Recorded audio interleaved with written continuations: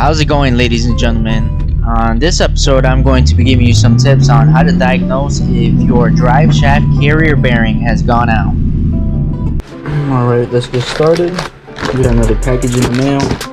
Yeah, it's actually kind of funny because, for me at least, it was a little bit confusing on which is the right one for the Pontiac G8. It's like 45 different part numbers and they don't really cross-reference well. But as long as you get that one right there, you'll be able to get the right part. Yeah, this is everything that came in the packaging. It was just these two bags here, and some pretty solid looking pieces, and it wasn't expensive at all. It was like 120 bucks. I should really just get into the habit of having this written down somewhere off to the side, but I'll add it in later. I don't know what mine looks like yet. We'll see what we're walking into here. Luckily, you won't have to wait because we have technology. With the boundless autocollimator lackadaisical intensification semi-luminous 4000, we can see exactly what it looks like.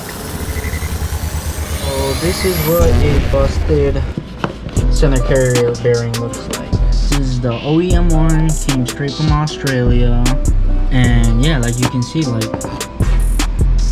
I'm like scratching this shit up. The rubber has completely come apart. This is supposed to be one solid piece, just like the other unit. Slowly but surely, this becomes loose, and then your drive shaft goes right through here. And when you floor it, you know, or in my case, I was putting it in drive or reverse. That's when you would get the play.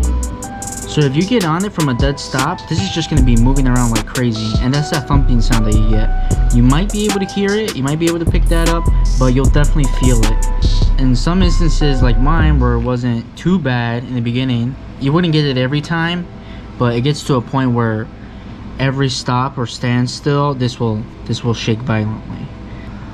Having broken parts in your car is never a good thing, but this is one of those that if you don't get it fixed, this one broken part will cause more broken parts down the road. So definitely get this changed out. So I set off to capture the sound, but unfortunately it's very hard to capture this. It doesn't make the loudest sound, and the exhaust is definitely not cooperating, and it's more of a sensation really. You hear like a rapid thump, almost like a crazy wheel hop, and that's a good indicator that something's up.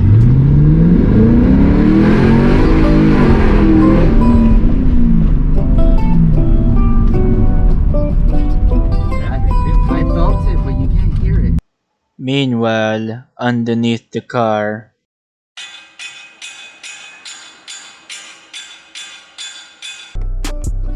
but not knowing what's wrong with your car can be very concerning.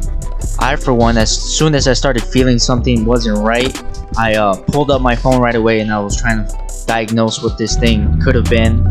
And man, there were some big numbers on that screen. I was especially traumatized because I've blown up a differential before, and let me tell you, that thing is not cheap. But it was a good opportunity to upgrade to a Camaro 345 rear end. So if it turns out that your differential exploded, sucks to hear that, but you get to get a Camaro differential now, so that's the bright side.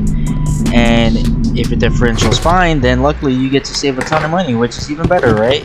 I only have one hand, so since we would be disassembling the drive shaft, I figured, hey, why don't we replace those 10-year-old subframe bushings while we're at it? Now I know some of you eagle-eye viewers will have noticed that there's two other packages in the box.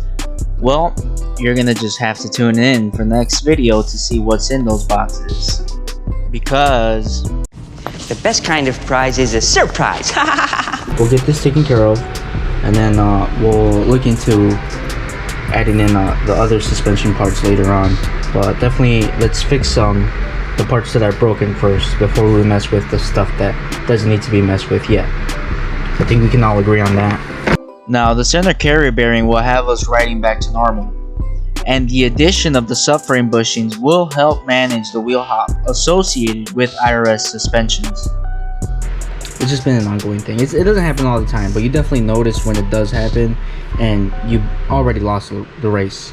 If your wheel hopped, like it's over. You know, we're not maximum effort G8 yet, so we need every little advantage we can get.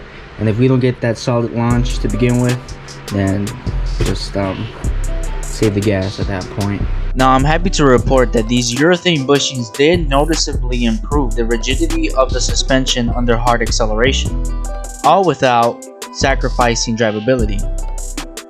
Now I would be lying if I said ride quality wasn't affected. Not by much, but enough for me to mention.